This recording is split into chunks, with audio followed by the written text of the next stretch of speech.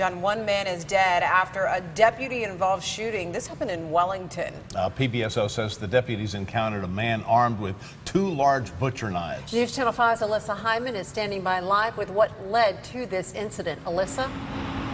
Well, the sheriff gave us an update just moments ago. I want you to take a look at this active scene unfolding as we speak. Right behind me, the sheriff came out saying that a suspect came at 2 deputies yielding 2 large knives, like you said, and when the suspect would not listen to the deputies' commands, the sheriff says one of his deputies had to fire his service weapon. Now take a look at some of that exclusive Chopper 5 video of the scene from earlier this morning. The sheriff telling us that this all stemmed from a domestic abuse case that the suspect was being investigated for from earlier this week. The sheriff says this morning, just before 8 a.m., the suspect's wife came back to the house to get some belongings and warned deputies that she was heading to the house. The sheriff says that's when the deputies showed up, and that's when they encountered that suspect, the husband, with those 2 large knives on him. Listen to the sheriff.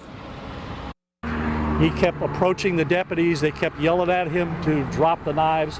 He did not, at which time the second deputy fired his weapon to disable the individual to protect himself and the other deputy from being stabbed. At this point in time, it appears that they did what they had to do to save their own lives from this dangerous suspect with these 2 large knives.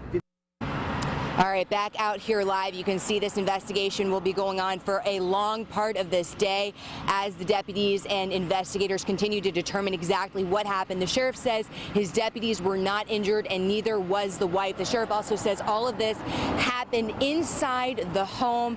We're going to stay out here to get you the very latest as more information comes out on this officer-involved shooting. Reporting live in Wellington, Alyssa Hyman, WPTV News Channel 5.